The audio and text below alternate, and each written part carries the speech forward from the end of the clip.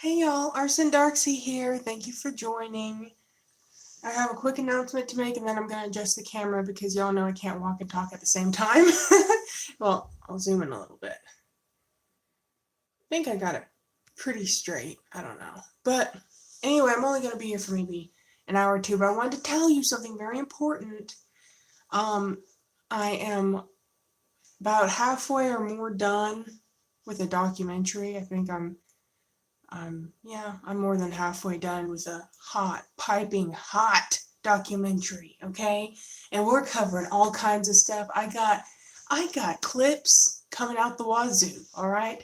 So, and listen, this documentary is so incredibly spicy that I highly doubt it's even going to see the light of day to begin with. I'm fully expecting NaziTube to strike it and take it down, if not worse. And I won't even say what's worse if you can't guess, but anyway, it's very spicy. So keep an eye out. Make sure you're subscribed to all of our channels. All of our links and everything should be in the description. Please keep me and keep everyone who owns this channel as well. Keep them in your prayers. And please consider donating because it really does help a ton. It, especially right now while I'm in between jobs and hustling my booty off. Anyway, make sure to join our locals. Even if you can only do a free membership, if you don't have any money, if you don't have I think it's $5 or $7 a month or something. Even if you can only do free membership on locals, you can still get free content that's going to be emailed directly to you. In fact, the last documentary, I aired that documentary, or at least most of it, for free on locals days before it even premiered on here. And if we get at least, I think once we get 50 members, and hopefully even free members, hopefully it's not only paying members, but I think once we get 50 members on locals, I'll be allowed to do a longer live stream because for some reason under 50 members on locals, you can't do a live stream over 30 minutes. And so once we hit that mark, 50 members, please, then I will be able to air another documentary, do a live stream showing the documentary, similar to how I do this, with my phone recording my screen. It's going to be similar to that. And it's a documentary I'm going to be paying to watch, but you guys are going to be hopefully watching for free because I'm going to, hopefully, if it works out the way I think it will, you guys can watch it for free. I'm going to pay, I think it's like $5 or $10. And I can't put it on NaziTube because of copyright. So anyway, keep an eye out on all channels just in case NaziTube strikes this channel and the documentary that I'm going to hopefully premiere this Saturday. If not this Saturday, it should be definitely next Saturday, but I'm really trying for this Saturday. I should be done editing in the next day or two. So keep an eye out on all channels just in case this one gets striked and I have to premiere on a different channel or give an announcement elsewhere. So I think that's everything I'm going to say.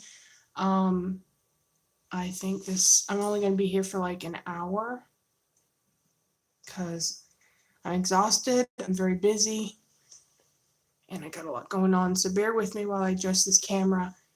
While we watch this, actually, I think that's pretty good. It's not bad. I got another device here I'm trying to look through. Oh, wait, no, by the way, I just remembered, thank you, Jesus. I was like, Lord, help me to remember everything I gotta say. The documentary I'm working on, it looks like I got a brother on board to do the documentary with me.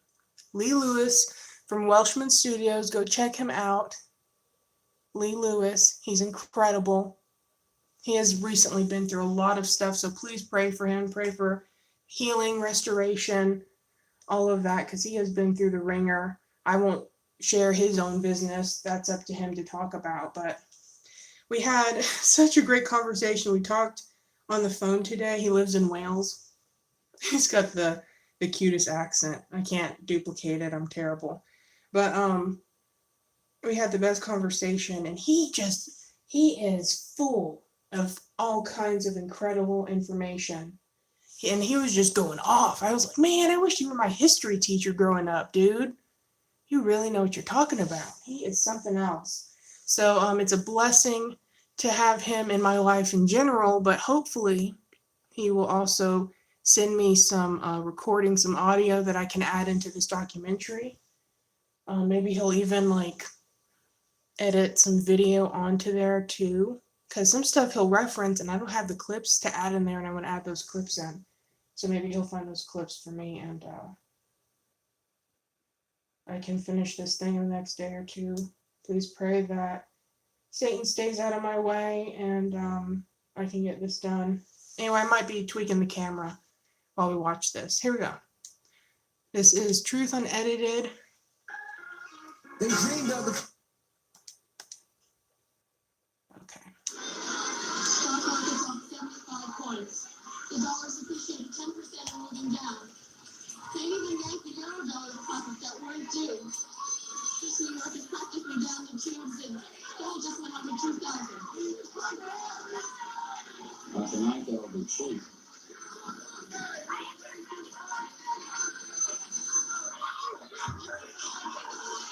It began 8 days ago when a group of Arab investors withdrew billions of dollars from U.S. banks. That in turn started a chain reaction on the world money markets. Dollars, pounds, marks, francs, yen. Not one currency escaped. This scene outside a Manhattan bank was duplicated all over the world as people saw their life savings become worthless in a matter of hours. Good evening, I'm George Page in New York, and this is another in our series of reports on the world economic crisis. The growing paralysis of the industrial world has left millions without jobs, without money, and without hope. Crowds of unemployed poured into Washington yesterday. They stood in silent protest before the nation's leaders. At the same time, more than 1 million people packed St. Peter's Square, where the Pope urged calm and nonviolence. The pontiff asked for prayers for world leaders, prayers and peace and reason. But the last 24 hours have been marked by protests and ever-increasing violence. Last night, demonstrators burned American currency in front of the White House, and attempts to put out the fires led to a confrontation with police. Every hour, from every corner of the globe, there are new reports of outraged crowds demanding action. A bankrupt world seems to be teetering on the very edge of anarchy.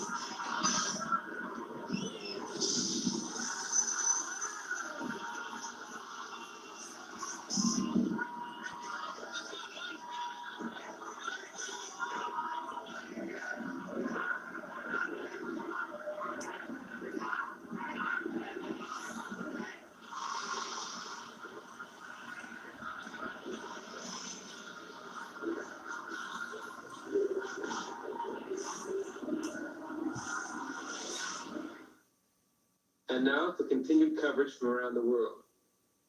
A statement was issued from the OPEC meeting today that the leading oil-producing nations would resume oil exports as soon as the international monetary markets have stabilized. The panic has spread across political and philosophical boundaries. The USSR and the developed Eastern European communist countries dependent on Western trade and capital have witnessed the same riots that have taken place in the West. The Economic Summit Conference tomorrow will be attended by leaders of the West, the East, and the Third World. Said one, there is a need for unity of purpose and resolve unequaled since the end of World War II. That was a clip from what seems to be a forgotten movie from the early 80s. It's masked under some fake love story, but the plot and theme of the movie is very telling. It's called Rollover, starring Jane Fonda. It came out in 1981. Right at the beginning of the new decade of change. I don't know how popular the movie was. I guess back then, at that time, it might have sounded like a provoking theme that maybe gained the audience's attention. But in 2023, what was said and shown in that clip should not seem like a coincidence or anything of the sort. This world and the agendas that we are navigating through today have been planned decades before, but the masses clearly have been asleep to it all. This series about the history of our mind control is something that I believe is very important at the time that we currently live in. If we want to come out of the strong delusion, it is imperative to scrutinize our thoughts and see where certain mindsets come from. Through this series, we should have seen how the power and influence of the television has been able to steer generations. We went through the understanding of how the powers that be have controlled the different generations since the 50s, from the silent generation to the baby boomers, to the Generation X that we spoke about in part 4. For those who have been paying attention, it should be undeniable that there has been an unseen hand guiding society and steering our thoughts, patterns, mindsets, and our habits. And as we awaken to this reality, it is imperative that we go back in time to see where certain thoughts entered in so that we can change and wake up from their programming. As I was going through this information, I was really hoping that part 4 will be the only part discussing the 70s because I really wanted to get into the decade of when I was born, which was the early 80s. But as I was putting the information together, it is not possible to discuss the 1980s without discussing the major backdrop that was in front of everyone, but hidden and masked. Today, you can really say this word, and people are pretty much immune to this conspiracy. But little do we know that the 1970s was a major part of the full unmasking of the agenda, not just politically or financially, but more so mentally. There was a mental conditioning that happened in the 1970s that led us into the 80s, and most people really don't have a clue how. In order to really understand the mind control, it is important to discuss the agenda and the conspiracy, and how it really came together in the 70s, right under the noses of the population. As we move into the decades, their conspiracy becomes very mainstream right in our faces. You will see that it has always been there, and they don't even change their tactics. The generations of people, starting from the baby boomers, have been conditioned to accept this agenda and not question it. But most don't have a clue because of the mental warfare that was waged against them. In order to understand the following decades after the 70s, you need to understand that the conspiracy of this coming new world has always been established with the upper workings of the population. Depending on your generation, it is important that you are able to look back at the agendas and mental games that were played against you and wake up to it all. In order to understand the mind control that will get very targeted and complex in the 80s, it is important to understand how this agenda was mentally rolled out in the 70s. You will see that the 70s was the starting point of the end goal of their New World agenda. Let's begin. To meet global climate goals, society. Oy vey. Now, there are so many different moving parts to this whole thing, it's very hard to know where to begin. I think instead of dealing with the aspect of mind control, we need to go over a little understanding of history and what was going on during this time period. In order to really understand, we need to go back in time into like the 60s and the 50s. We need to discuss the decades that happened right after World War II. In this series, I have tried to focus on the mind control and how different ideas were pushed to sway the population. But in the series, what I really have not discussed, besides what was discussed in part 1 and how television came into all of our homes, I really haven't discussed the hidden hand of power that was in the world and what was happening. Again, there are many moving parts, but I will focus on a hand of control that is well documented for anyone looking to understand. And that is discussing the Rockefeller family. You see, the Rockefeller family have had biographies written and personal memoirs made that document their hold on the world for the last 2 centuries. A major part of how these power brokers amass their power is through finance and banking. This is how they gain control of all the nations of the world. Now, there's obviously too much to discuss here, so I'm going to really try to hone it all in. After World War II, the world system began to construct the frameworks in order to steer the world to a one-world government and a one-world currency. I'm leaving the agenda about a one-world religion out of this right now. If you want to briefly define what their agenda for the world is, that's it: a one-world government and a one-world currency. The United States emerged from the Second World War as a dominant world power, both militarily and economically. In 1945, the United States produced half the world's coal, 2/3 of the oil, and more than half of the electricity. The United States manufacturing industry was able to produce great quantities of machinery, including ships, airplanes, vehicles, armaments, machine tools, and chemicals. In addition, the United States held over 65% of the world's gold reserves and was the sole possessor of the atomic bomb. They were the dominant power of the world, and that is how they have been looked at until recently in this time, preparing us for the Great Reset. Now, in order to hold its power, the true control came through their monetary system. In order to facilitate their control, they made a change in the system at Bretton Woods. You see, after World War II, the newly formed United Nations held the United Nations Monetary and Financial Conference in July of 1944 at the Mount Washington Hotel in Bretton Woods, New Hampshire. At this conference, delegates from 44 nations, this is a list of them, they created a new international monetary system known as the Bretton Woods system. It is said that they sought to create a system that would not only avoid the lack of flexibility of the previous international monetary systems, but it would also address the lack of cooperation among the countries on those systems. It was a goal of bringing world finance together. The 730 delegates at Bretton Woods agreed to establish two new institutions, the International Monetary Fund and the World Bank. In 1958, the Bretton Woods system became fully functional as currencies became convertible. Countries settled international balances in dollars, and United States dollars were convertible to gold at a fixed exchange rate of $30 an ounce.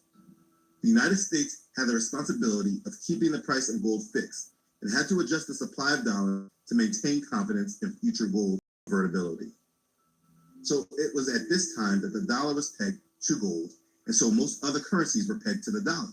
And this made the United States dollar the world reserve currency. The Bretton Woods monetary system was basically a pegged rate currency exchange system with the United States dollar functioning as the underlying currency. All countries would peg their currency to the United States dollar and would buy and sell United States dollars to keep the market exchange rates at a certain ratio. The United States dollar would be convertible into gold at a rate of 35 US dollars per troy ounce. Basically, you can take $35 and get an ounce of gold. That was what they said that they intended. What they actually were doing in this system was making the United States dollar take over the role that was originally held by gold under the previous international monetary systems. It is important that you mark all of this because the power of the United States was created by this agreement. And so because of this power that the United States had monetarily, the hidden hand of this world, they went around the world establishing their power. Okay, so just stop right there. Do you understand it so far? If you didn't catch all that or understand, please rewind this chapter and understand it again because it's very important. At Take 5, you stay in your car because we're faster than you think. So understand the power that the United States currently has now, it started after World War II, after the power brokers of the world, the ones in control, started international organizations that facilitated that power and ran it through the United States government. Now, if you go back to parts 2 and 3 of this series and understand what was communicated there, after hearing all this, do you think this was what the general public understood and paid attention to? Absolutely not. There were those of the general public that, of course, benefited from all this, and this is how the middle class began to be built and grow, yes. But the majority were not aware of what was going on behind the scenes. The world was and always has been separated between those with true wealth and power and those who were guided, influenced, and affected by them. And this has never changed. These people write books and they speak about all their influence, but they don't do it in real time unless there are whistleblowers. But for the most part, we never really get to hear what was truly happening behind the scenes. Even when they write, they do not speak of their full power for obvious reasons. Anyways, the world was being built by those with true power. I want to say something. This documentary, I feel like I'm probably going to lose a lot of subscribers and it's probably going to offend a lot of people. But I feel like God is really opening my eyes to serpent seeds. And I've heard, that's the weird thing. It's like you can hear something 1,000 times and you're like, yeah, I know. But then one day, it's like God lets it all click for you and you're like, whoa, wait a minute. I'm getting this on a whole new level. And so I've heard about serpent seeds and the bloodlines, but now over just like the last 3-4 days, something like that, God has really opened my eyes and I don't really know how to explain it, but it's all really coming together. And you know what? I highly doubt a lot of these so-called people are even fully people. I think that there are a lot of creatures walking around maybe everyone on the screen right now, for all we know, I think there are a lot of creatures walking around and they look human, they sound human, they smell human, they feel human, they taste human, but they're not. You know? I licked Marilyn Manson one time. Tasted like real sweat, but who knows? Who knows what I really licked? I regret going there, man. But anyway, but I really do think things are not at all what they seem. I mean, obviously, but I mean to a much deeper degree.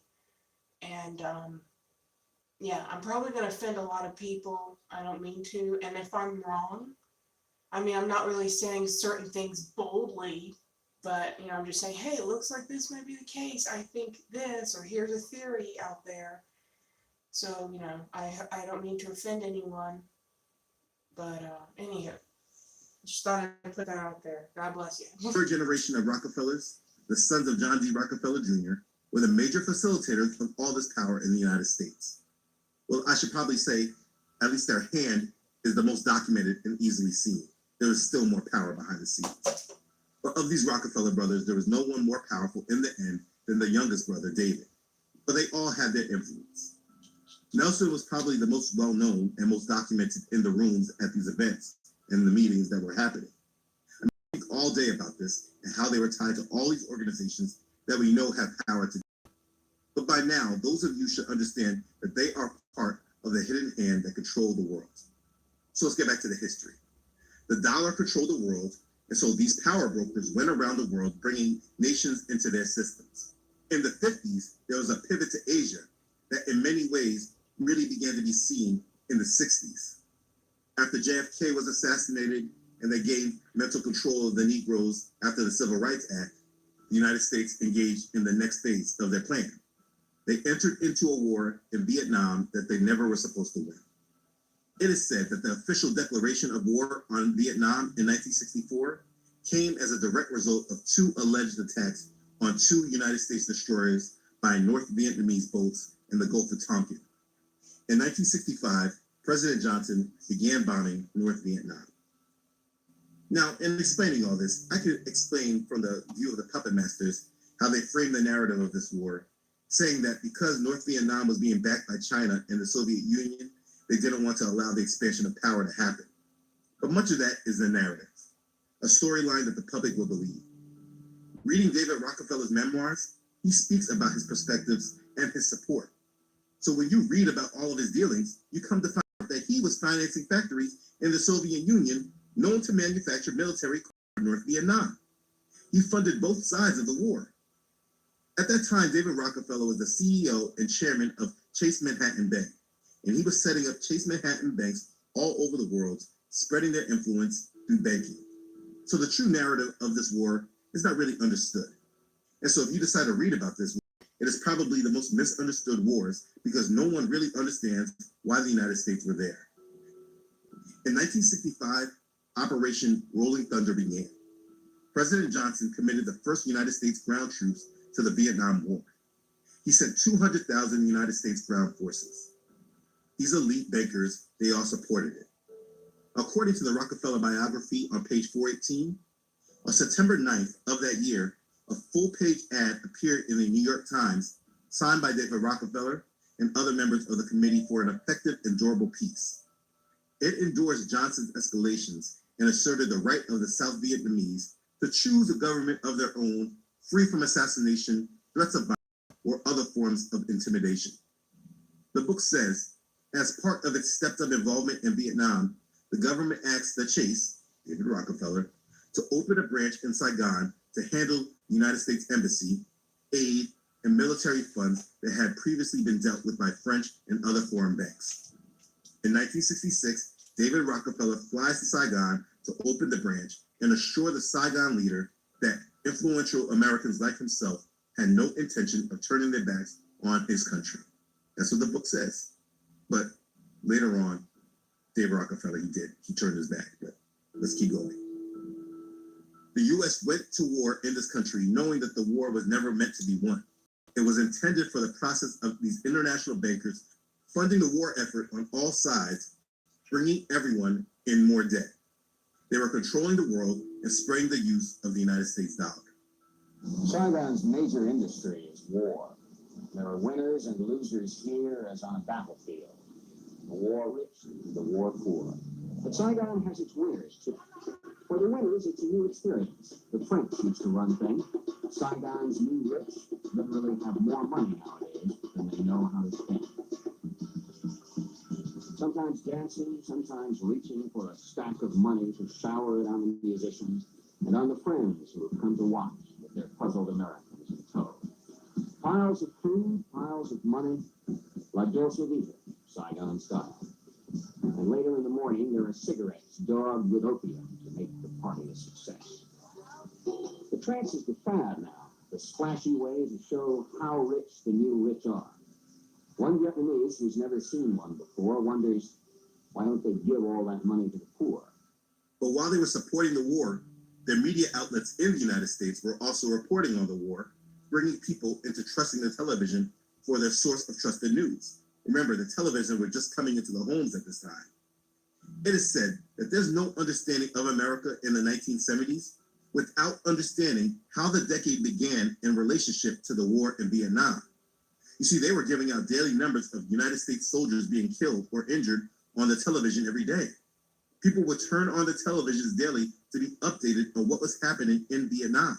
Before Vietnam, visual reports of war were often censored. Information from propaganda played, for example, in movie theaters and beyond. Television changed a lot of that, and the people who built CBS News led the charge. They are the first actual ground combat troops to enter the country. On March 8th, 1965, cameras were rolling as U.S. Marines landed in Da Nang. They were combat ready as they landed. For the first time, on a regular basis, news from the front lines made its way into living rooms across America. We are wearing these black vests. Walter Cronkite gave us a look from the sky. Oh, I know something of what those astronauts must go through. Wow. The paratroopers are moving out more and more every day, getting a feel of the country. Morley Safer documented the sounds And we were walking into this village when you could hear what happened. and people. This is what the war in Vietnam is all about. You have to remember, these were their sons being drafted into fighting this war that they did not understand. And so after these elites backed the drama, these same elites then began to have anti-war sentiment. Just as they funded both sides of the war, they funded both sides of the politics and social thought. David Rockefeller writes in his memoir on page 331, I had a different perspective. I was disturbed by the numbers of young Americans, including my own children, who had lost their sense of patriotism in their country. And I was saddened by the cynicism and mistrust that so many felt about our government and its actions. In 1968, it became clear that Westmoreland's strategy of massive military intervention had not worked and that disenchantment with the war had reached a fever pitch at home. I realized then that we had no choice but to negotiate our withdrawal on the most acceptable terms possible. I look back on Vietnam, as others do, as a terrible tragedy for our country. Now listen here, because this is where he tells you what the real deal was. Nonetheless, our intervention in Vietnam did secure time for the rest of the region to stabilize and begin the transition toward democratic market-oriented economies. Boom. And that's what we have today. You see, his book, it reads very deceptively, and you must read between the lines of what he's saying, because he speaks as a serpent. On page 407 of the Rockefeller biography, when speaking about David, they write, among the powerful, the Chase Manhattan were very near the top.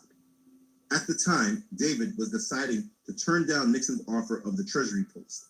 He chaired a board of directors interlocked with the boards of Allied Chemical, Exxon, Standard of Indiana, Shell Oil, AT&T, Honeywell, General Foods, and dozens of other corporate giants. Chase was a leading stockholder in CBS, Jersey Standard, Atlantic Richfield, United Airlines, and a galaxy of other corporations from AT&T and IBM to Motorola and Safeway. The power this stockholding position conferred was immense. If you go back to part one, how I explained how the television came into society, Chase Manhattan Bank was the leading stockholders of these companies. Chase Manhattan Bank is a Rockefeller bank. They controlled the world and they were consolidating it. And if you go back to all the other parts of the series, the general public did not have a clue because they were being mentally manipulated into other agendas that these power brokers wanted them controlled by. I mean, think about it. They controlled these wars, holding tremendous power over world governments, and then they controlled our television, our communications, and everything else that controlled what we thought and what we knew. This was the power behind the scenes, and I needed this part to be understood as I set the scene. You see, these men were the real power brokers controlling the world. But for the general public, this was where the power lies, and this is what they trusted and what they followed. And so now that you understand a little bit more about the hidden power behind the scenes, let's talk about what the mind-controlled public saw. And that answer is simple. They saw him. And I'm going to stop right here. Sometimes as a father, as I was making this video and putting it all together, the video got very long. This is a lot of information to digest, and I don't want to lose you. I also don't want it to be overwhelming. So I split this video up into two parts. In this first part, it was important that you got the important grasp of how we got here. The dollar was placed as the currency of choice by the world, and it has been this way since the Bretton Woods Agreement. If you do not understand this moment in time that happened in the 20th century, what happens next and what is currently being put together now may not make complete sense to you, which is why people just call it a conspiracy theory. But when you have all the information, all of this comes together and it looks very clear. I started this video with the clip from the movie Rollover because it should be understood that this agenda has been in the making for a long time. I often get criticized, people saying that the dollar hasn't collapsed yet, so I'm just telling lies. Please understand that my goal is not for people to just listen to me, but it is for people to wake up, do their own research, and use their own minds. You must understand that there is a gap of information, a very big one, that the people with the power have kept from the people they feel are without it. In order for them to steer us, they need to control us, control what we know. What they do not want are those educated and those that can think for themselves. And you know this is true because everyone is taught in our public education systems, and a great majority of us don't have a clue about any of this information. And so I want to help. There is so much to this whole conspiracy, but if you do not understand the role of the dollar and how it came into power, then you will not see and understand what comes next. Do you see what is happening right now? Have you seen what happened with gold and Bitcoin and other cryptocurrencies just over the past couple of weeks? Do you know where Putin is this first week of December and what they're doing? All of this is important, and for many of you that are leading your families or you're just responsible for your own self, you must be educated and woken up from the mind control. And that is simply what this series is trying to do. And so detaching from this system is what is needed. In these times, we must live as Hebrews chapter 13, verse 5 says. Let your conduct be without covetousness. Be content with such things as you have. For he himself has said, I will never leave you nor forsake you. So we may boldly say, Yahuwah is my helper, I will not fear. What can man do to me? And that's true. If you're not attached to it, then when they change it, you'll be better able to adapt. They are preparing to pull this dollar away as king. And it is important that you understand this whole topic, not by just a conspiracy, but by actually understanding the narratives and events that got us here. And this is what we're walking through. This video walked you through how the dollar became king. And the next part of this will explain how they started the beginning of the end, in which we are all taking part of right now. You really need to understand this world and wake up, and I pray that these videos are helping you to do this by educating you. They have worked so hard to program you and keep you distracted. I believe you must be the opposite of what they desire, and so if you're walking in your faith of Yah and living in a relationship with him, while you're also informed and educated on their agendas and their schemes, these things will not overtake you. Ecclesiastes chapter 7, verse 25 says, I apply my heart to know, to search and seek out wisdom and the reason of things, to know the wickedness of folly, even of foolishness and madness. And this is how I am as well. The wickedness of this world is severe, but if you live in truth, you can better navigate through it. So I pray that you are better equipped in your understanding of the schemes today. This period in the 20th century placed the dollar as king in the world. In the next part, we're going to see what they did next. Again, I split that video up so that you can properly digest the whole subject. If you're ready to move on to the next video, the link to that video is right here. If you need more time, the video will always be there for you to. Sorry, I put my glasses on and couldn't see squat. Analysts have been warning of the dollar's impending doom. I don't want to be overly dramatic, but I think I will use the word doomed in the long term. The US dollar is the most powerful currency that exists today. It's accepted and traded almost everywhere in the world and has shown strong resilience through numerous financial shocks and mounting fiscal debt. The US dollar for the last couple of decades has been the preeminent global currency in virtually every dimension you can think of. It allows us to have a great demand for our currency and for our bonds. And so it often allows us to live a bit beyond our means, so we can borrow easily and low interest rates in the world to finance economic growth. Man, they have been wiping out the dollar, the physical dollar. I didn't know how bad it was. You know, I'm not someone who goes out sightseeing and going to a bunch of places. I just go to like the same place, you know, basically Walmart and church, and that's about it. Or, you know, I might go to a friend's house once in a while or something. But, oh man, me and Florida Boy a couple weeks ago, we were, you know, he wanted to see the area, and so we went to this flea market together, and we were trying to find a Mario Kart game for GameCube, because I don't know if you can hear a tiny little motor over to the right here, but I have a GameCube that I keep plugged in and keep turned on, and I've had turned on for like maybe a couple weeks now, because the laser keeps moving, and so it's just a pain to power it back on. But anyway, we're looking for Mario Kart, and of course they only wanted cash. And so we thought, okay, we'll be right back. No problem. Dude, we drove all around town looking for some cash. It was a wild goose chase. I told him, I said, dude, it's like we're trying to find the Holy Grail up in here. Seriously, you'd think we're trying to look for the Ark of the Covenant, or, you know? Shoot. It was ridiculous. And guess what?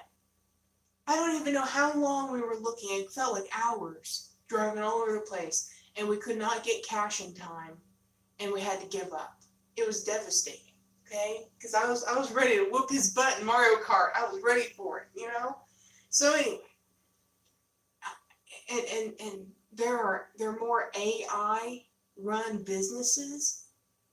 AI wasn't a thing until 5 minutes ago, and now it's pushed down our throats everywhere. It's hard for me already. It feels like AI, again, has only been around for a little while. Like, I've only heard about it maybe over the last year or something. And it's hard for me to find an app online that doesn't have AI. It's hard to get away from it. And I'm doing everything I can to have as little to nothing to do with that as possible. Okay? I don't think everything that's labeled AI really is AI. Like when I'm cropping out pictures, it says that it's AI cropping out my photo. But I mean, I don't think it's actually AI. But anyways, I know that stuff is demonic. It's run by demons. I'm seeing all these Christians using the AI for their artwork and their thumbnails and stuff. And I want to tell them to give it a rest, because they are partnering with demons. I mean, it's all happening so fast, right under our noses. And if you don't keep an eye out, dude, sheesh. You know, I try not to worry. I know that there's nothing to be afraid of, so I'm not afraid. It's just, it's a hassle.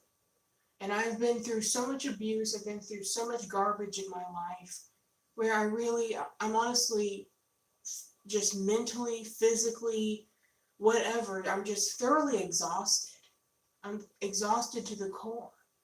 And it's only the Holy Spirit keeping me powered, because I honestly don't know how I I have anything to give at this point, but I still somehow find all this passion in me, and it must be God.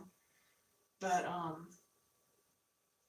you know, a lot of people think that I'm an angry person, or I'm here to backstab people or whatever. They assume that I'm like most everyone else, like, you know, everyone in this world, and even a lot of people claim to be Christian who shouldn't be acting the way that they act. But I don't have it to give. I'm exhausted. And so I don't want to deal with any more of a hassle. And this is just another hassle for me to be dealing with. Having to walk all around the world just to get $5 in my pocket, you know? You know, I mean, you can't change prophecy, but I believe you can slow things down. At least certain things, maybe to a certain extent. And so, I mean, my advice is, of course, to educate others, try to remain as joyful as you can, and try to resist what the devil is pushing. Try to use cash. Try to motivate other people to use cash. Try to resist this new technology, the self-checkout, and the AI-driven businesses and all of that stuff. Try to resist all of this garbage the best that you can. Try to be outspoken. That's the issue. A lot of people will really be willing to take those steps in their own life. But when it comes to talking to other people, a lot of people get so intimidated. And I get it. I feel it too every day. But we've got to push through it, and we've got to talk to other people. You don't want to be insane about it, but try to lovingly inform people in a tactful way. So I apologize for talking so long, but I said what I had to say, and I'm going to try not to interrupt so much. And I'm sorry if, you know, I don't talk much, or when I do talk, I talk slowly or whatever. I'm exhausted. So this is going to be the last part, then I'm going to go to bed. But some experts worry that the dollar's dominance may be under threat. I tend to think that nothing could ever dislodge the dollar from this preeminent status as the world's currency. That view is overblown and ultimately will be challenged.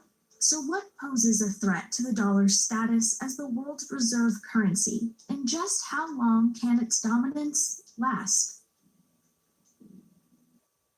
At IHG Hotels and Resorts,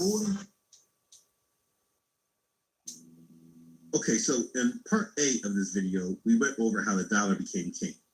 If you have not watched that video, please stop this video. You missed an important video that sets up the whole stage for this one. This is a continuation of part A. So from part A, you know how the dollar became king. But at the point in time we are at in the world, we are at the time when the king is about to be dethroned. You know that gold has reached new record highs just recently? Do you see what happened with the price of Bitcoin?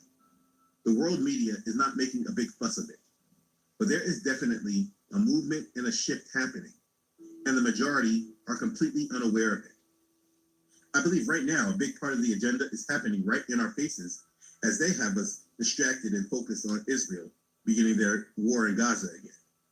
But President Putin of Russia, who rarely has left Russia since the war in Ukraine, he has made a trip to Saudi Arabia, one of the biggest pieces to the dominance of the dollar. Russian President Vladimir Putin is here in Abu Dhabi, where he is holding talks with UAE President Mohammed bin Zayed Al Nahyan.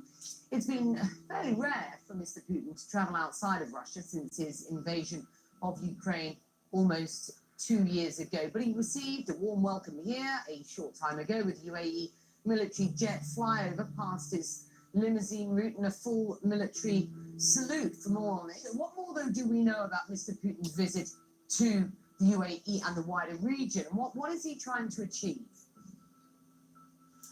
Well, I think it's several things, Becky, and I think that this visit, as we've just seen there on that video that you were just playing, is extremely important to the UAE and, of course, later to Saudi Arabia, but very important to Vladimir Putin as well. And I think some of the images that we've seen, especially with that flyover, with that salute, but also with the escort that Vladimir Putin got, I think it is showing how important this visit is also to the UAE and the message that the UAE and Saudi Arabia are trying to send to the United States and also to the rest of the world, saying that, look, they are America's allies. They're very important allies for the United States in the Middle East, but they also want to continue working and having pragmatic relations with the Russian Federation and with Vladimir Putin. I did see some of the opening remarks in that meeting with the UAE president, where the UAE president himself said that the UAE is Russia's most important trading partner in the Middle East. Vladimir Putin, as you've noted, himself then saying that the relations between the UAE and Russia are at an all-time high. And also, if you don't remember,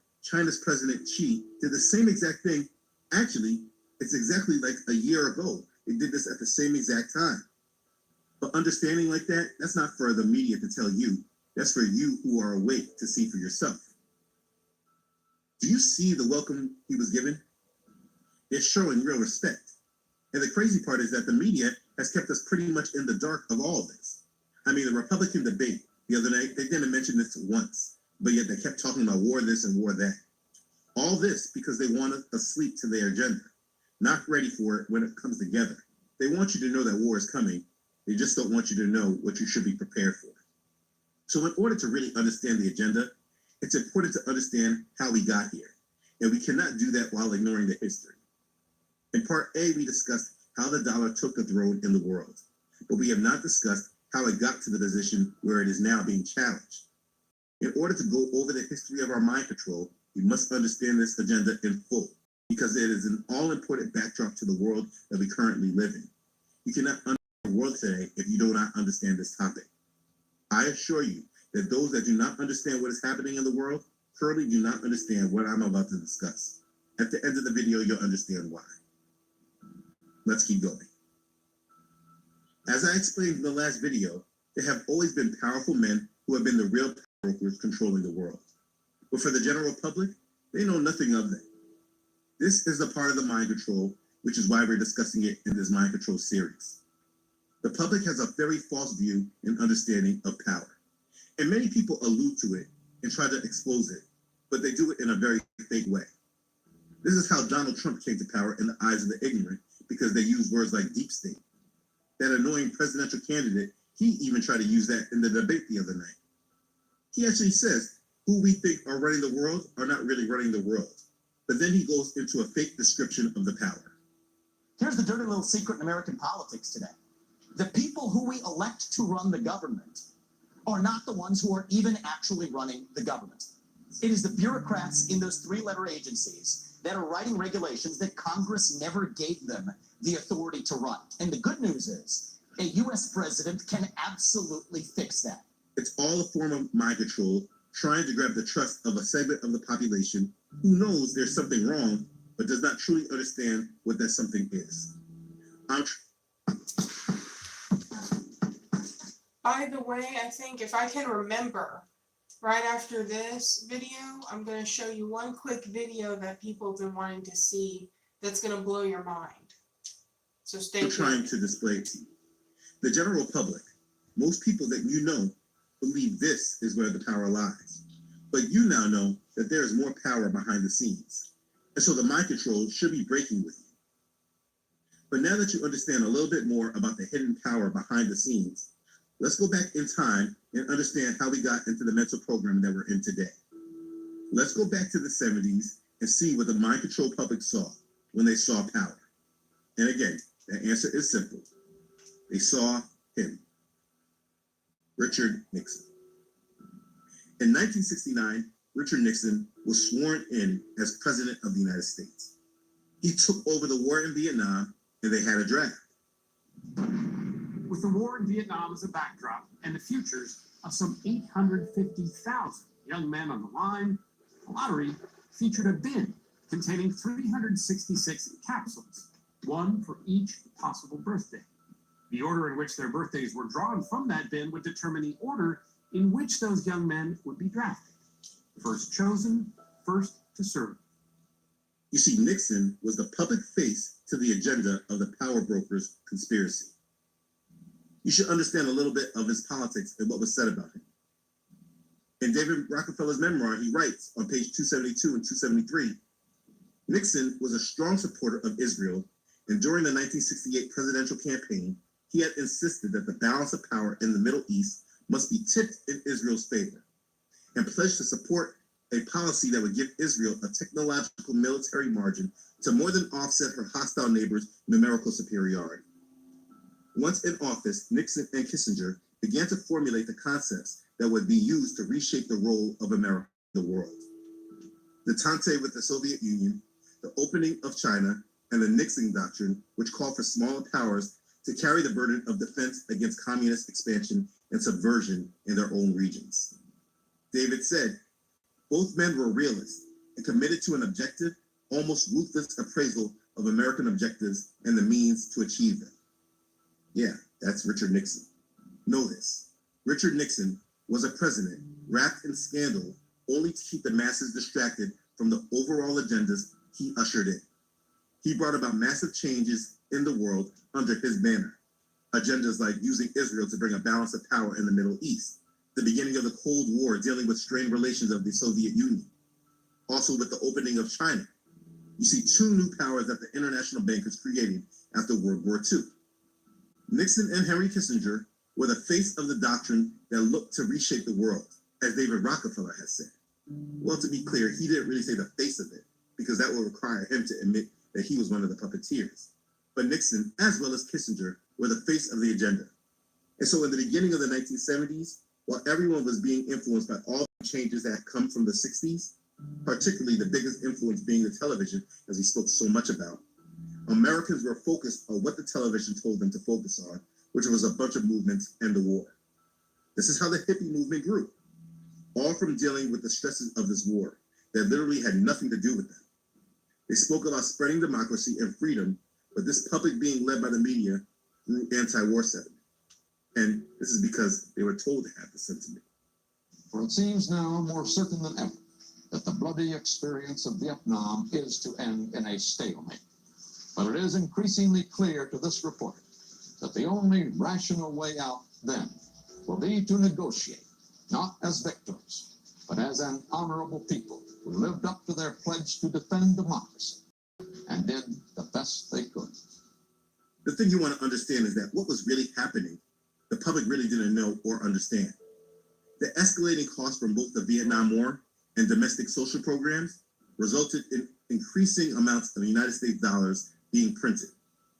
In the early 70s, the United States as a whole began running a trade deficit for the first time in the 20th century. Chipotle's carne asada is back. Foreign owners of United States dollars began to question the ability of the United States government to reduce budget and trade deficits.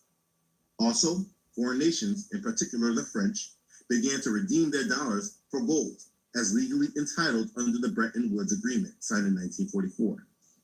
It's said that the drain on the United States gold threatened to completely empty the United States Treasury. That's what they say.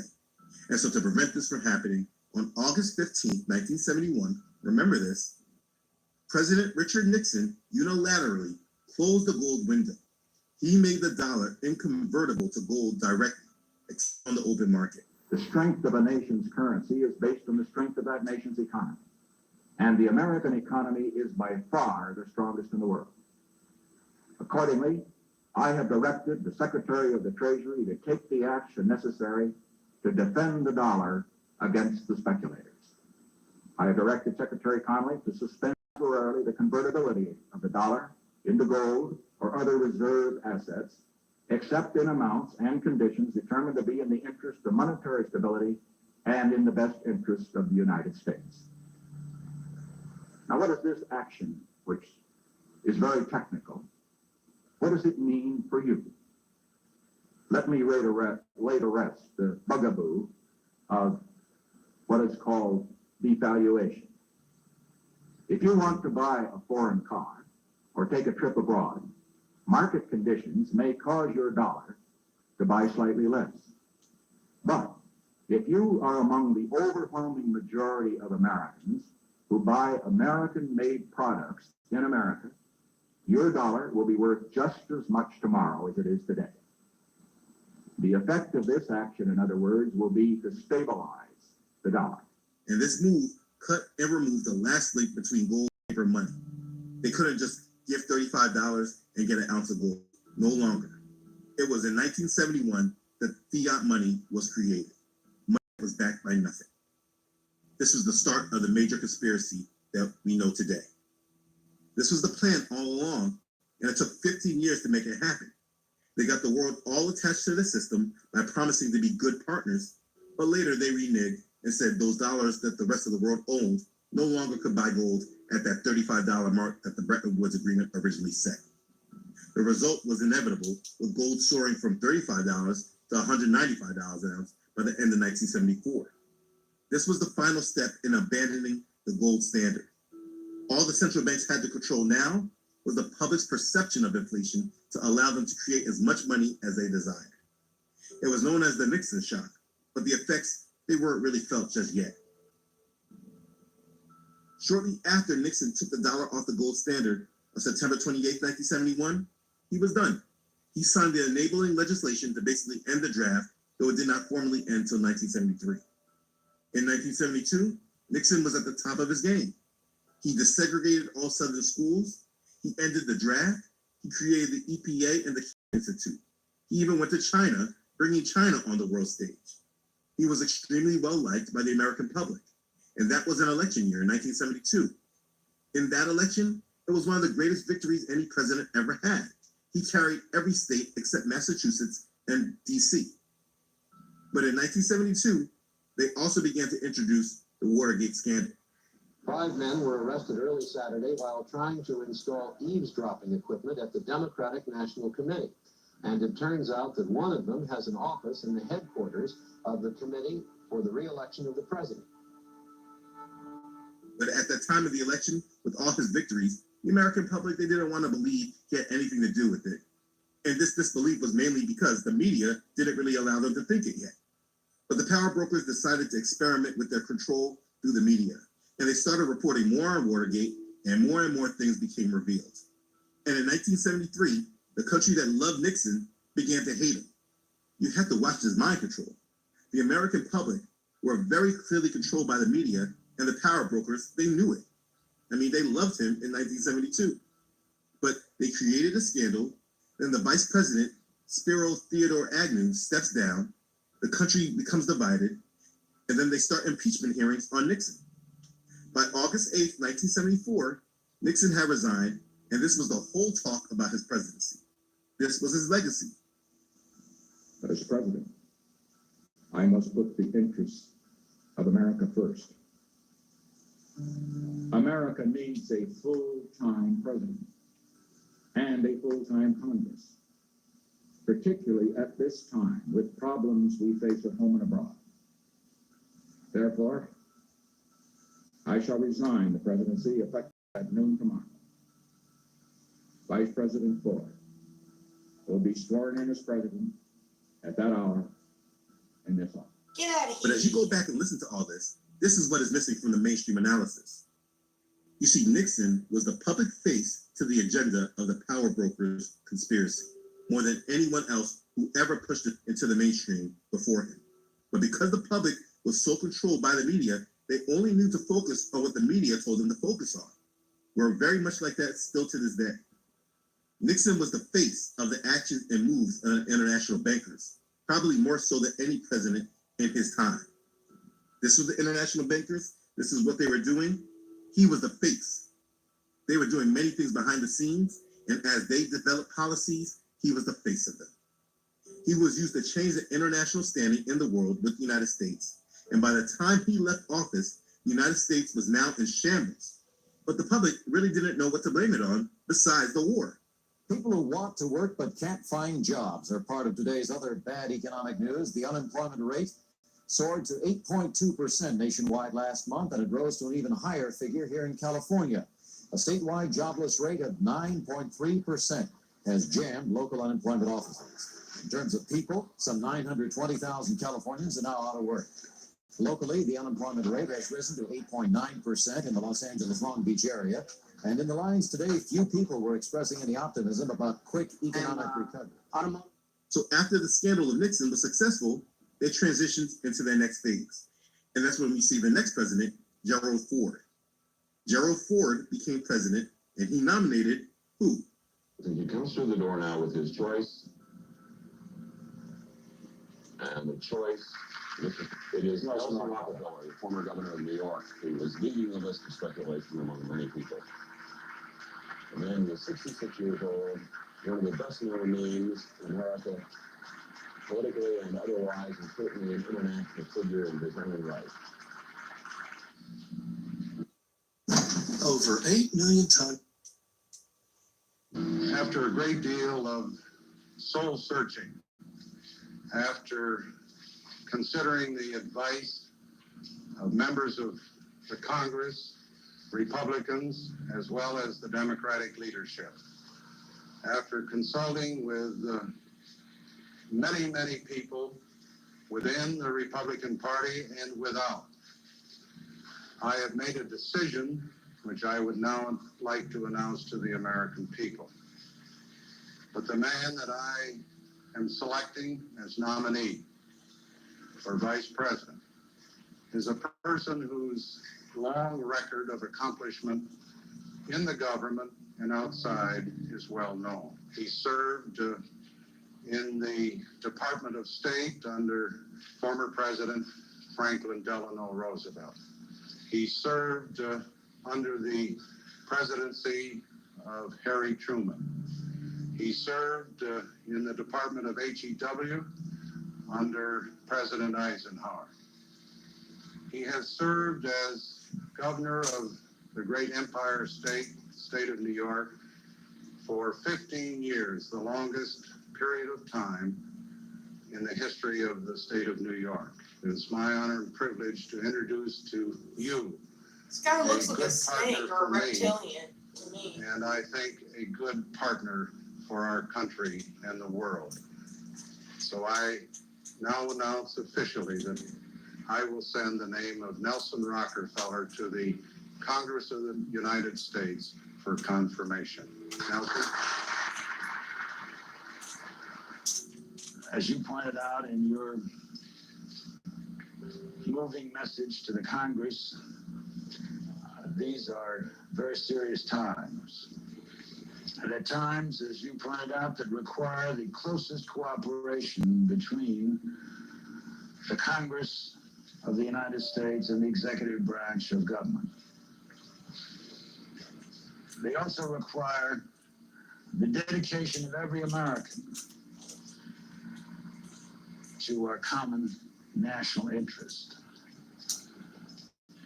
You, Mr. President, through your dedication and your openness, have already reawakened faith and hope.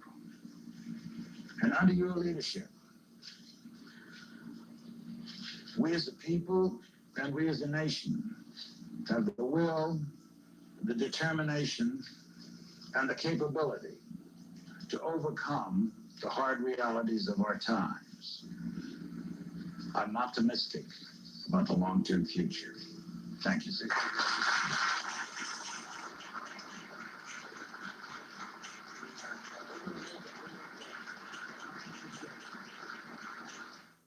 Nelson Rockefeller as vice president. These men were not elected, they were selected and put into power. So Ford, he comes into office and he basically concludes the Watergate scandal, telling the mind control public that they just need to move on. My fellow Americans, our long national nightmare is over. Our Constitution works. Our great republic is a government of laws and not of men. Here, the people rule. But there is a higher power. By whatever name, we honor him, who ordains not only righteousness but love, not only justice but mercy. As we bind up the internal wounds of Watergate, more painful and more poisonous than those of foreign wars, let us restore the golden rule to our political process, and let brotherly love purge our hearts of suspicion and of hate. In the beginning, I asked you to pray for me. Before closing, I ask again your prayers for Richard Nixon and for his family. May our former president, who brought peace to millions, find it for himself. This change in the presidency was purely a deceptive mind trick that was about removing Nixon from the mind How many times do you think you practiced that in the mirror? of the public and moving on to the agenda at hand. You see, if Nixon had remained president and then the problems that were about to occur started and gained steam, the American public would have been able to put a face and look at the direct actions of why their troubles had started. But you see, once they changed the CEO of the country, then people were able to be redirected into the future and not know what happened in the past. And this is exactly what happened. The events with Richard Nixon seem to be the most mind-controlling events of the 70s. They loved him, hated him, all by the power of the media. I am positive that the powers that be knew by this time that their mind-controlling campaign was strong and successful. Today, when you talk about Richard Nixon, the first thing that people talk about is Watergate and his impeachment. But they don't really recognize exactly what this man did. The narrative surrounding him is completely one-sided. He was a champion in the face of massive change during the height of his popularity, and then after his purpose was fulfilled, they removed him by making some ridiculous scandal. You see, what was about to happen next? In the 70s, it was severe. But this is also why it seems that nobody's able to pinpoint why. You see, to this day, when I talk to many people, they are still unaware that the dollar is not backed by anything. Or if they are coming to this understanding, they're understanding this now. Many today, particularly the older generation, they still have believed that it was backed by gold. This is obviously not all, but I've come across many, and even many that know that it's not backed by gold, they came into this understanding recently. Many of them not from back in that time. What that tells me is that when Nixon removed the dollar off the gold standard, though it may have been news and it was spoken of, it was not mentally programmed into the masses. You see, everything that a majority of the population knows is a part of a program. If everyone knows the same thing and is part of the same thought, then that was a program. If there's a major piece of information that the public does not know, it's normally because it was not programmed to be known or understood. Again, Richard Nixon was the public face of the advance of the world government agenda. He changed the world by changing the monetary rules for the system and changed the geopolitical world by bringing China into geopolitics and beginning the Cold War with the Soviet Union. He was the face of the international bankers' conspiratorial agenda. And when his purpose was done, they made a scandal that would bring him out of the limelight into shame, so that whenever you speak of the bad of Nixon, people already know because of the scandal. But they are never able to comprehend truly the magnitude of what really transpired. So now, as the 70s moves on, the whole agenda for their new world has been set. And the public, they didn't have a clue. Nixon, he leaves with a smile and a wave as the public face of the conspiracy doing the world dirty. Gerald Ford and Nelson Rockefeller come in office as the new face of leadership, and Gerald Ford's role is short-lived, only for the transition, while there is Rockefeller in the White House guiding the transition personally. You have to understand the reason for Ford. He was just there for the public. He is the man telling the mind control public it's time to move on past Richard Nixon. My fellow Americans, our long national nightmare is over.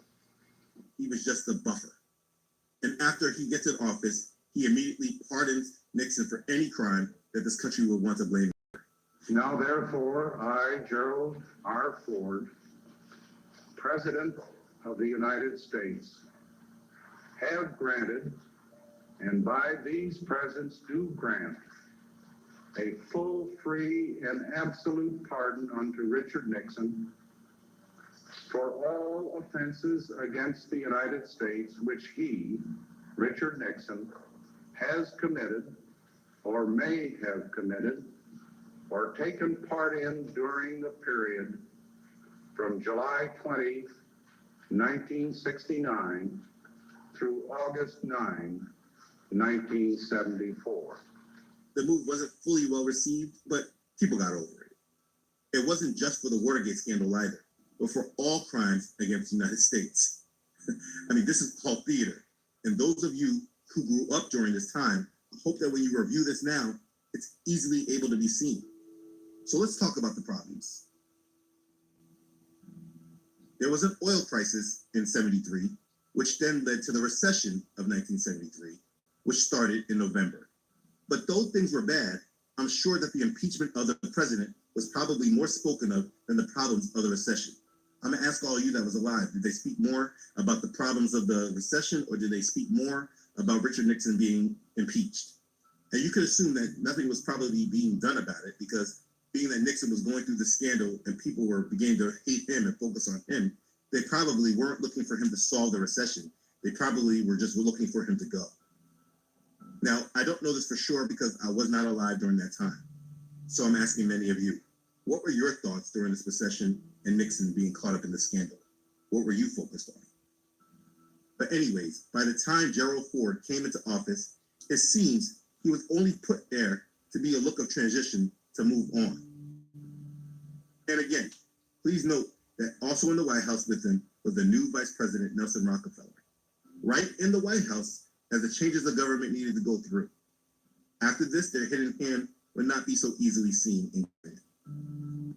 Since moving to Texas, I've learned that Texans love organic food with. So let's talk about the recession. The recession was blamed on the long Vietnam War. That was the main story. They said that the country began to pay a price for the war because the tax increases had not come in order to pay for it. Basically, they didn't raise the taxes in order to pay for the war, so they needed to borrow the money. The Vietnam War was the scapegoat of the recession during Nixon. So Nixon wasn't really blamed for all of this. It was the Vietnam War, and this was just the United States government they blamed. At this period of time, at this recession, this is the period when we first had stagflation. This is when the economy begins to slow down while there is inflation. The prices of goods and services keeps going up. That's a big problem. The money's inflated, but people are losing jobs and economic activity is slowing down. In 73, inflation began to hit Americans. The salaries and their pensions were not going up, but the cost of living was increasing.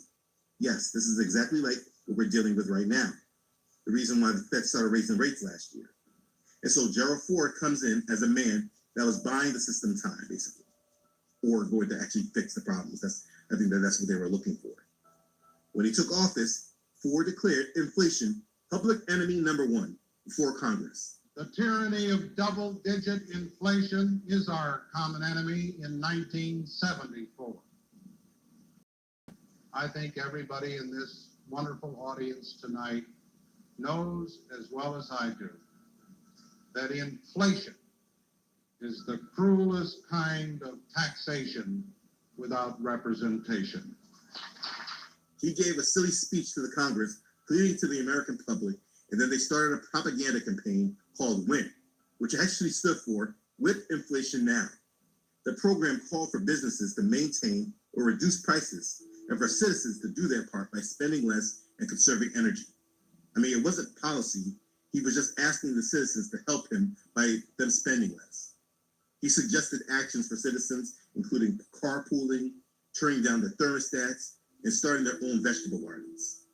It was just a mental campaign directing the general public of how to deal with the times that they were in. They literally put out win buttons and put up win posters just as a way of promoting the propaganda. Apparently, it didn't take hold, but I don't think it was supposed to, more than just buy them more time. A couple months later, in January of 1975, they decide to own the situation. Ford gives his State of the Union address. He reports that the State of the Union is not good. Reported as the Constitution requires on the State of the Union. When the bipartisan applause stopped, President Truman said, "I am happy to report to the 81st Congress that the State of the Union is good.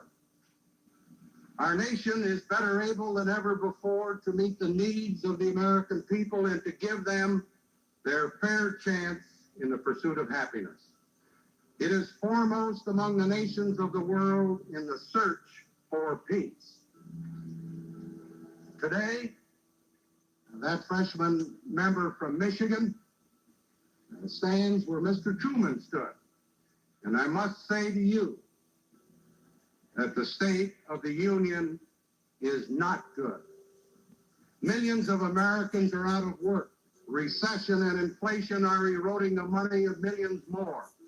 Prices are too high and sales are too slow. This year's federal deficit will be about $30 billion. Next year's probably $45 billion. The national debt will rise to over $500 billion. And this was easy for him to say because he's not in direct blame of it. And is at this point right here that brings us into the 1980s. This moment of theater is where the 1980s begins. This is when Ronald Reagan now comes on the scene as a candidate for president. But the times were not ready for him yet. They were just warming up. The 80s was his decade. That was the decade of great change. So they had more to do during the 70s. The struggles and failures were not fully activated yet in 1975. The next 5 years gets aggressively worse economically leading into the 1980s. They clearly were using chaos to bring in more order. And the 80s was the introduction to a changed world, and Reagan was the face of it. But the death of the dollar was the backdrop of the 70s, and the masses did not know they were part of this agenda. And this is the important thing to note. All the economic pain that came was not from the scapegoats that the media told the general public was the cause. It was from the United States dollar being moved off the gold standard, and now the value of the dollar in the international economy is devalued along with every other currency. So the international bankers were establishing their new monetary system of debt and money printing, and it took a decade and a half to rein it all in. This is the story of how the United States went from being a manufacturing economy to a consumer-based economy. We'll get to that. Just note, again, the general public was under severe mind control. They were completely unaware, and they were completely led by those put in as a face of power. They believed that these people would be the solution. These puppet masters knew that in order to bring the world into their new world that they were creating, they needed to attach them to their world economic system. Every nation needed to be a part of it. And then the plan was to destroy the main asset that controlled the whole system, which was the dollar. And as you see, like that clip from the movie I showed, they had this agenda planned well before we all knew about it today.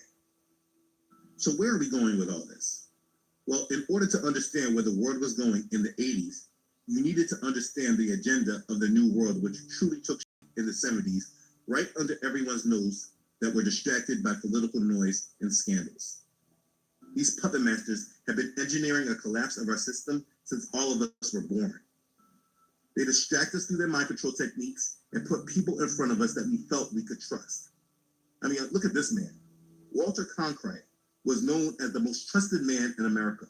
He was picked in 1962 when the televisions really started coming in all the homes. He was picked as the anchor of the CBS Evening News, the show that still runs today. And for two of the most polarized and eventful decades, the 60s and the 70s, he was the authoritative voice of news in America. He was the man who told viewers that President John F. Kennedy had been assassinated. He was the one that told everyone that mankind walked on the moon and that the Vietnam War could not be won. And so this man, who the American public trusted in the beginning of the rise of television and television journalism, when he said something, people believed him. So this man, along with others, acted the thought of what we should know, believe in, and trust. And this is how we got here today. Imagine someone being the most trusted man in America, and he was the one giving the news. Oh my goodness.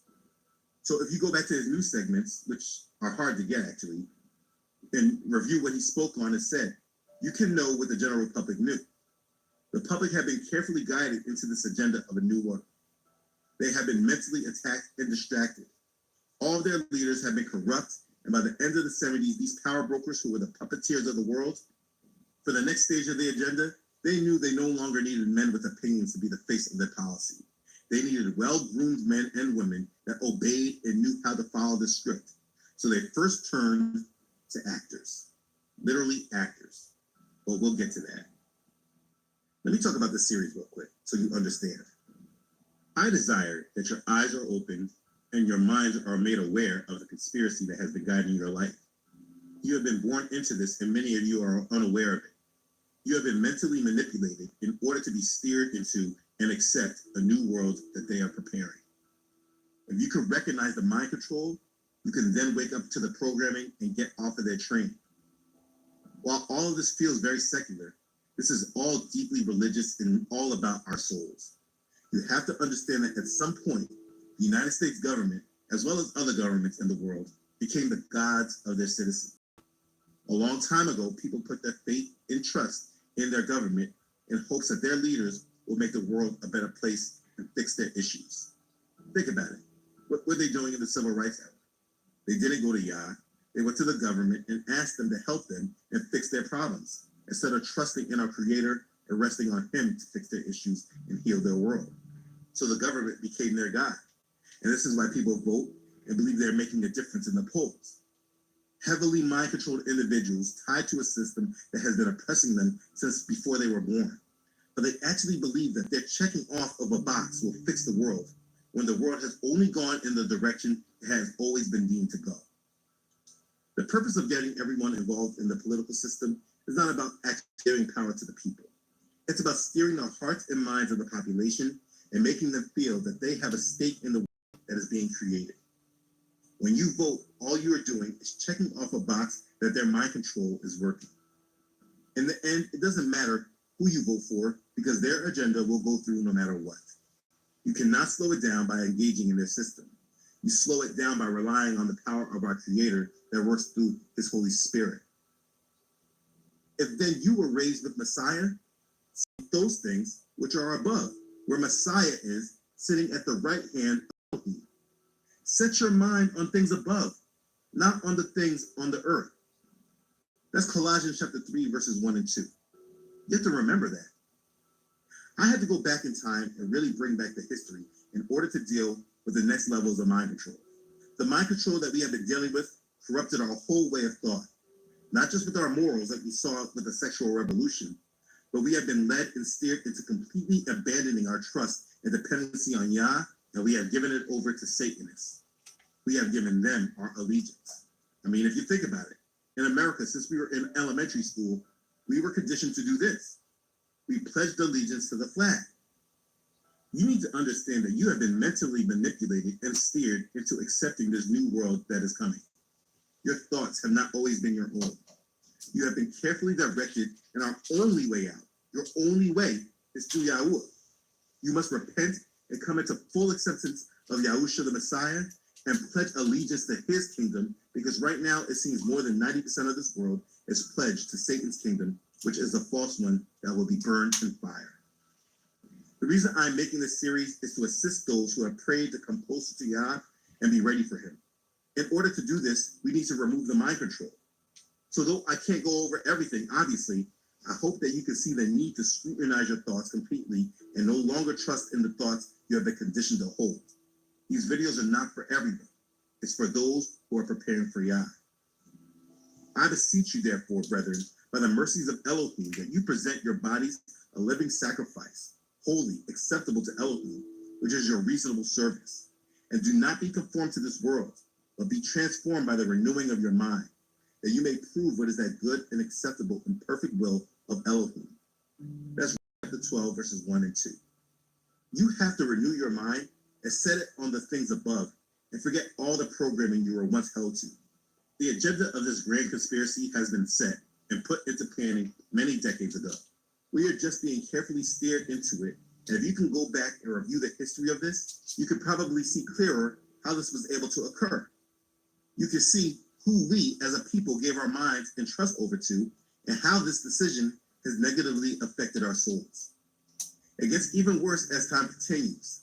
That's why I want to get to the 80s. But if you do not see the agenda that was put forth all these decades before, as we continue, Mr. Gorbachev, tear down this wall. You may miss the answer to your question of why. In the end, I know that this message will be hard for many to receive, especially since people have been conditioned all their life to believe in the power of their vote and to trust the news and the government. I know there is a lot of programming that was promoted to you that you have to break free from. It's really up to you to make your decision on what you believe and who you will serve. Take it up in prayer and submit to Yah's voice.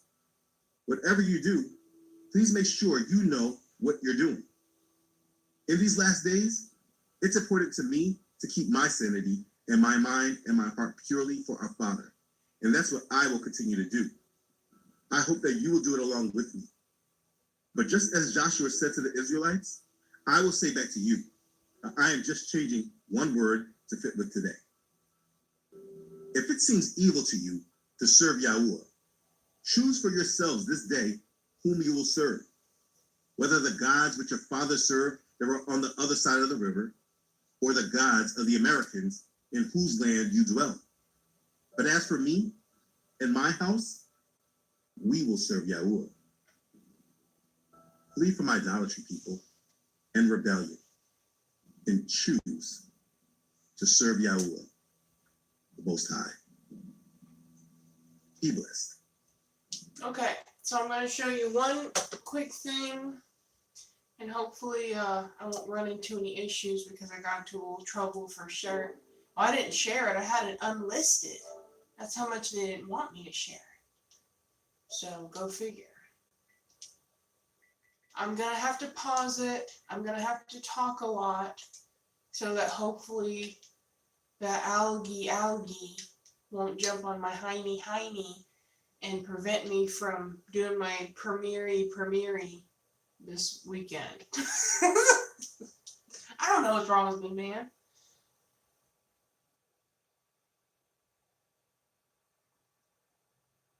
Anyway, hold on.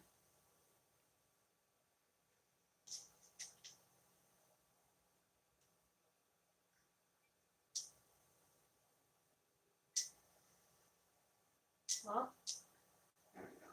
Pushing the wrong things. Hold on.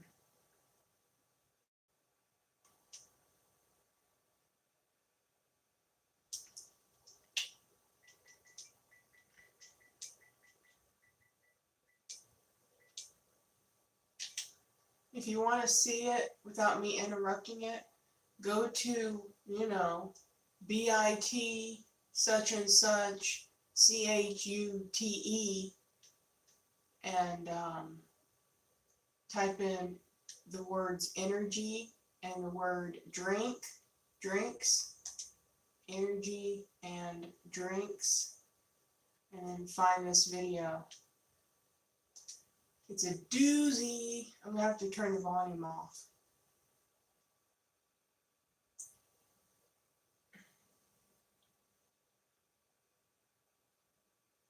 Well, come on.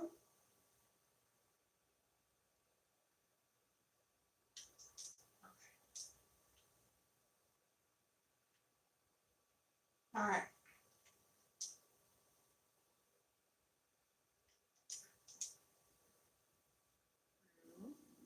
They show us.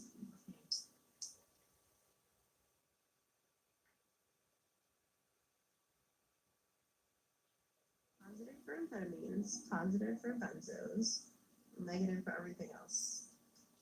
Did you hear that? Benzos and amphetamines. Okay, folks? That's probably all I can show, and even then I'm risking it. So please pray that, that God protects this live stream and protects his channel. Listen, if I cannot premiere this weekend, it's probably because of this live stream and got me into some hot water. So please keep an eye out on all of our channels, which should be linked in the description here. And if it's not linked in this description, it should be in the description of the newest video or the last few videos that I've posted on here. So keep an eye out on the community tabs or whatever in case I say, oh no guys, Prideless Chicks got striked, so I can't do the premiere for another week, or oh, I'm gonna have to premiere it on Arson/Darksea Warfare Princess, or Arson/Darksea Sailor on Truth, or whatever. Okay, so yeah, got a documentary cooking up. I'm really excited. Oh, stop and eat. All right, love you guys. God bless you in the mighty name of Jesus Christ. See you later. Please pray that God will guard my mind and protect me and help me to quickly and efficiently finish this documentary because I'm almost done. Okay, God bless you in the mighty name of Jesus Christ, who is the name above all names and the only way to heaven. I don't drink that crap, but wow. Yeah, no wonder folks are addicted and they have like heart attacks and they have all kinds of serious issues drinking that mess. So go figure. Go figure. Anyway, love you guys. Bye.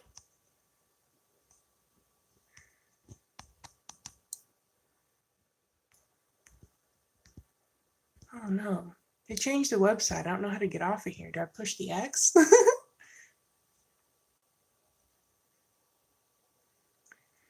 Love you, Violet. God bless you. Toodaloo. Bye, guys. Okay, here we go. Bye.